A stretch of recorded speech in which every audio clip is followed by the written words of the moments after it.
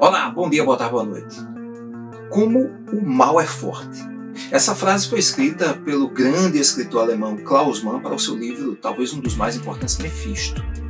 E nessas horas a gente faz uma reflexão sobre essa frase e realmente como o mal ele é forte. Como ele é capaz muitas vezes de vagarosamente ou rapidamente se alastrar.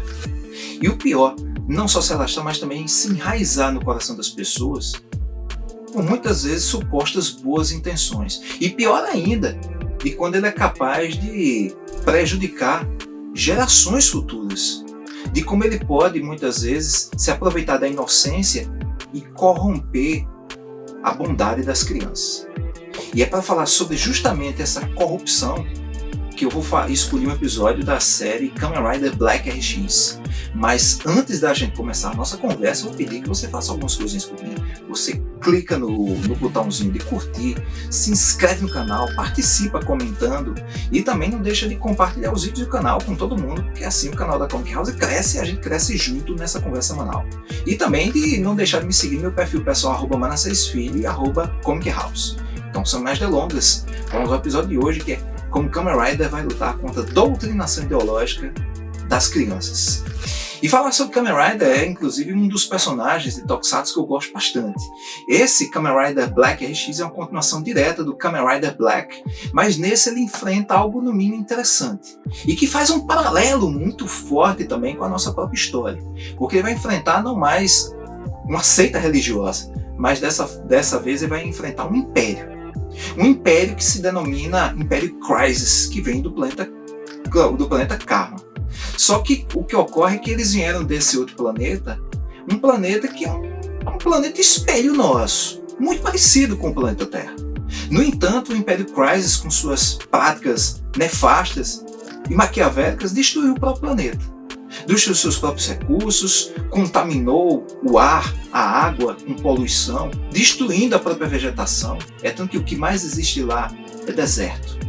E agora, como o planeta não tem mais condições de poder sobreexistir, a sua população não poder mais subsistir, eles procuram um outro planeta para poderem levar toda a população. Boa parte, inclusive, dessa população corrompida. Esqueceu o que é bondade.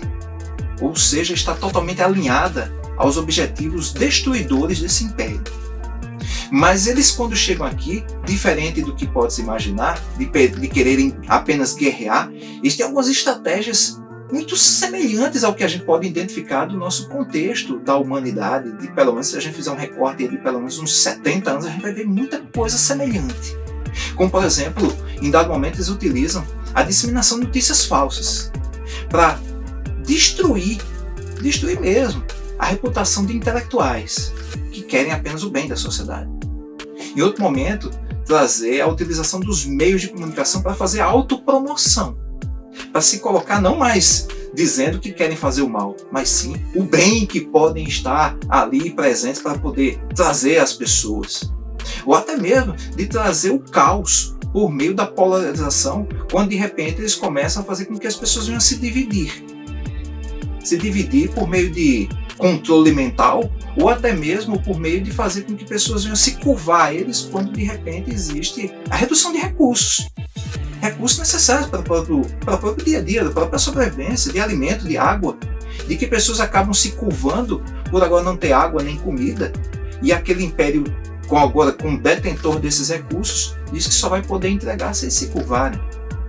Nisso o Kamen Rider obviamente vai se opor, mas tem um episódio que se chama Quem é Meu Herói?, que ele vai muito mais além nesses debates. E é como de repente o Império ele pode agir agora na formação das crianças. De como ele agora pode corromper essa integridade que está lá. De pessoas que de repente ele não tem uma visão de mundo macro e que são mais fáceis de ser manipuladas. E eles vão agir dentro de uma coisa interessantíssima e obviamente maquiavélica mais ainda, que é na destruição do que as crianças entendem como seus ídolos. E por isso o Império ele vai agora agir na ideia de colocar para todas as crianças um novo herói nacional, um novo modelo de pessoa a ser admirado, a ser tido como alguém que deve ser modelo a se seguir. E com isso eles começam a destruir todos os outros heróis das crianças. jogadores, todos aqueles que são admirados para que aquele venha a ser um modelo a se seguir. Obviamente, Kamen Rider vai se opor, vai vencer, mas ele faz nesse momento algo muito interessante, porque o objetivo não é apenas manipular essas crianças.